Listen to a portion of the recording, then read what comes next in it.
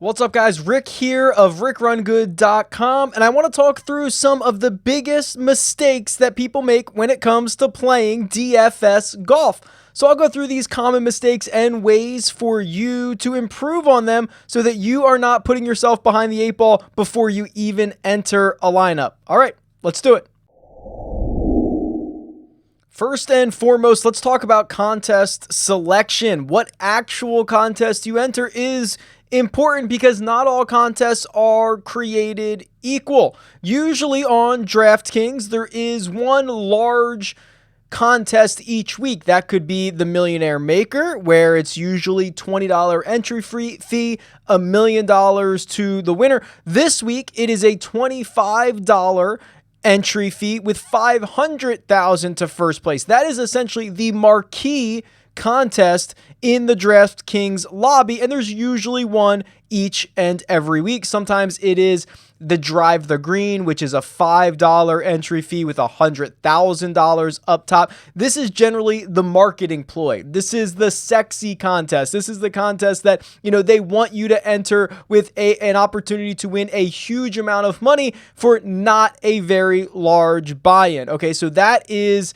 the marketing contest, and I want to look at the structure of that contest and show you how it might differ from some of the other contests that you have available to you. So again, this one is $25 to enter, $500,000 to the winner, and it is a very top-heavy prize pool. You'll notice that second place, while still great, $150,000, is not nearly as much as 500, right? There's not a gradual step down. It doesn't go 500,000, then 400, then 300, because the vast majority of this money is top heavy at the top. I mean, sixth place, or here, even eighth place. So if you finish eighth place out of 82,000 people, you get $10,000. And while that's great, you are only 7 spots away from 500. So I'm trying to show you just how top heavy these tournaments actually are, and you should kind of treat them as such, right? This is essentially a lottery ticket.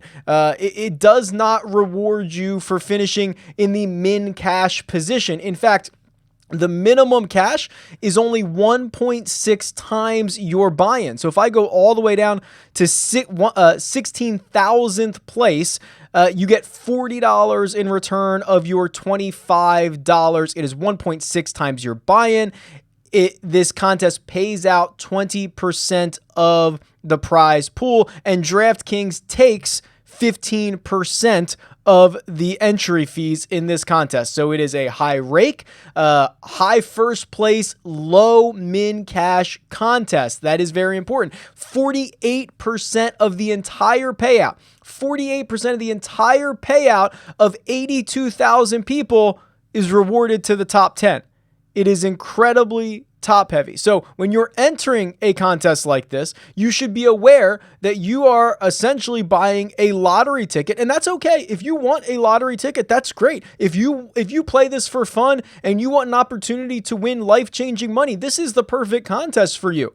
But if you're trying to grind a bankroll, if you are trying to, win 6% ROI over the course of 5 years, this contest might not be the best place for you to put your funds, but I can show you a couple of other contests that might be a little bit better. Anything that is a single entry or a 20 max is almost always going to be a better structured contest if you're playing a lot of volume or you just want to, not necessarily have that lottery ticket. So the birdie, the $3 birdie, is a 20 max contest, which is usually a much better structured contest. So let's compare it to that $25, $500,000 to first place contest. Well, this is a $3 entry. Of course, the first prize is not going to be nearly as much. It is $20,000, but quite frankly, $3 into $20,000 is a great return on your investment.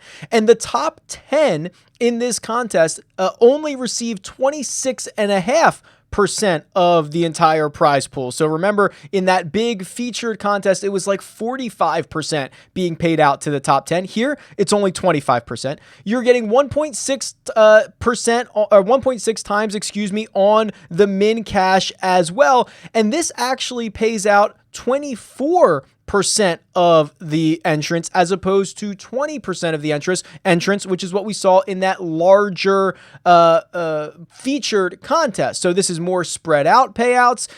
There is more people who are getting paid, and there is a 20 max entry on this. So maybe instead of playing 2 entries in the $25, you might want to max out the $3 20 max for $60 instead of $50 in the featured contest. And then the single entry contests usually get even better. So if we go down to the $12 Albatross, a single entry for $12 with first place being $10,000. And what's notable about this contest is the min cash. The min cash here is $25. You're getting over 2 times your buy-in for the minimum cash, which is 20% of the field getting paid out here. You know, it's tough sometimes to enter contests that only pay out 1.5 times your buy-in, because what you'll do is, you'll enter two $20 entries. You min cash for one, that's $30 return. You lose the other one, and you had one lineup that cashed in the top 20% of the field, one that missed, and you still lost money on the week because the min cash is only 1.5 times. So most people do not even look into the contest structure that they are playing. They do not even look into how many people are getting paid out, how much is DraftKings or the DFS site of your choice actually taking from this contest. These are all very important things, and I know it's very sexy and appealing to try to get that lottery ticket for that life-changing money. But listen, 10 grand might be nice, 15 grand, $1,000, whatever it is, you'll have a much better chance, and at least just knowing what type of contest you're entering. If you want lottery tickets, that's fine. Just know that is the type of contest you're entering, or maybe you want to be able to grind a bit of a better ROI. There's contests out there for you as well. The next mistake that I normally see goes hand in hand with contest selection, and it's about not max entering contests. As a newcomer, or honestly, even if you've been playing DFS for a long time, if you are not max entering contests, you are putting yourself at a significant disadvantage. Now, I'm not asking you to go out and run 150 lineups in the $25 entry and just throw thousands of dollars at these contests every week. In fact, I'm asking you to do the opposite of that. Look and find some of the better capped contests for you.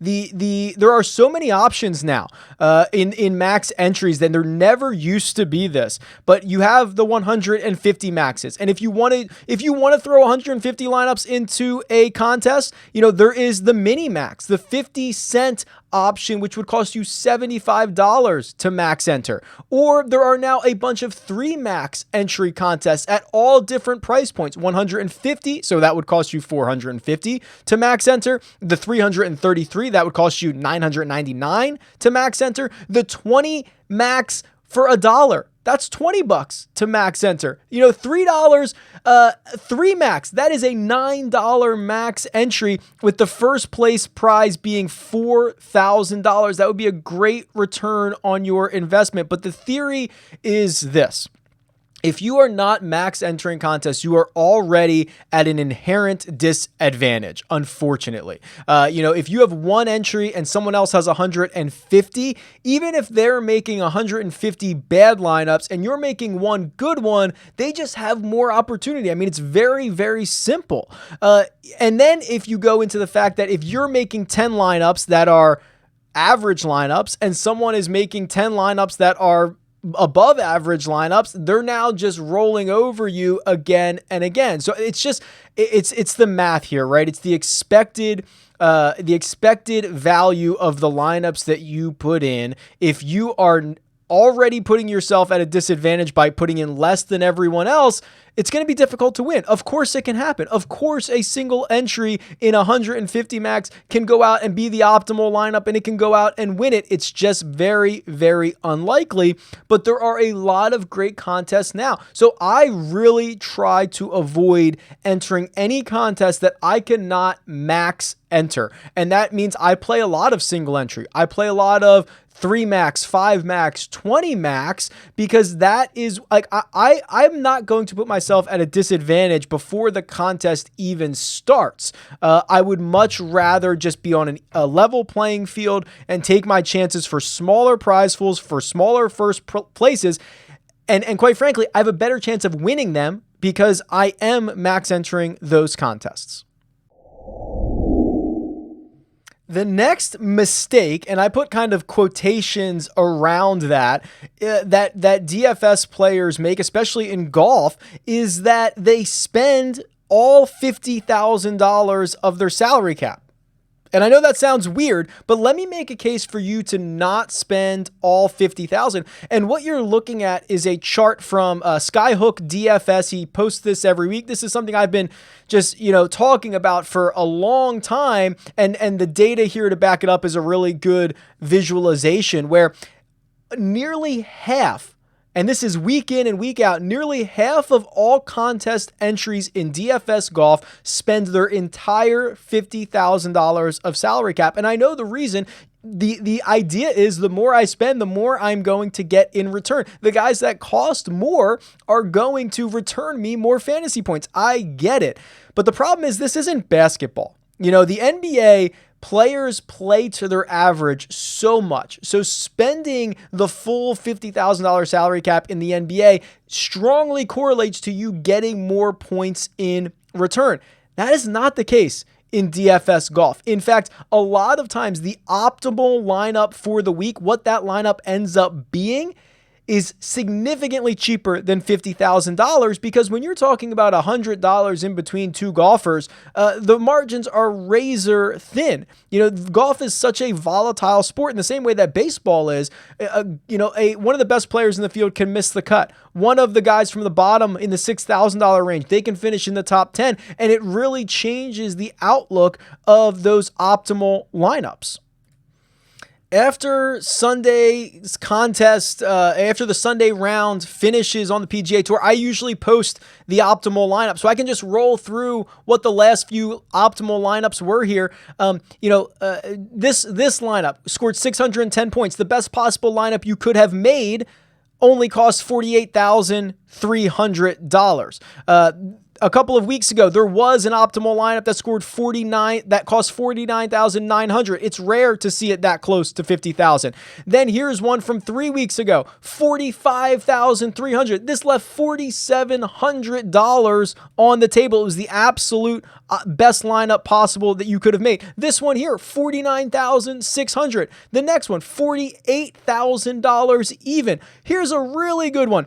The optimal lineup a couple of weeks ago left $8,100 on the table. It cost $41,900. I could go through these week in and week out. It is very rare that the best possible lineup that you could have made costs the full $50,000. So what does that mean? It means you don't have to spend all of your money. Am I advocating spending $43,000? No, I'm not. But I'm advocating being more creative, leaving a little bit of money on the table without feeling like you're leaving fantasy points on the table. And when you're talking about trying to win a very large GPP, trying to win the Millie Maker, something like that, the one of the best paths to success is to be unique. You don't want a lineup that is duplicated by 10 of your other competitors, right? 10 of your other entries. You want to be the only person holding a specific lineup. You want a unique lineup. And the easiest way to be unique is to spend less than $50,000. So can you spend $50,000 and be unique? Of course you can. Just last week, 77% of the $50,000 lineups were unique. Now that means 23% weren't. So 23% of those lineups, even if they win, are going to be splitting their prize because they do not have a unique lineup.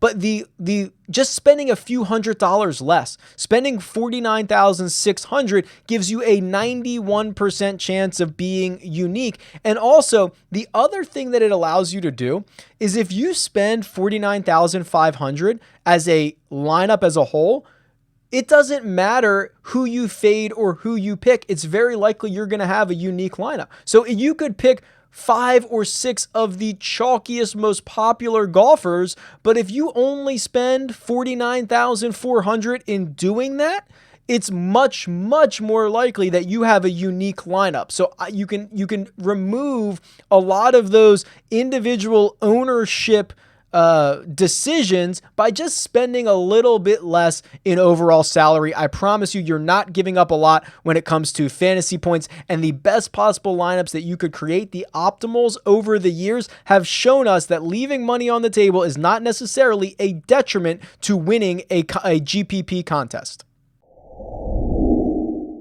And then finally, the biggest mistake that I see people make, and it is not just limited to DFS golf, is the never again mentality. This is where one golfer burns you and you write him off forever, never to play him again. Usually it happens when someone is a very popular or a favorite for the week and he misses the cut and we say, oh, never again am I going to play that guy. I encourage you to forgive and forget. This is a very volatile sport where the best players in the world, they miss cuts. It's okay. It's going to happen. But in the same way that they could have a bad week, the switch can flip the next week and he can be right back in the mix.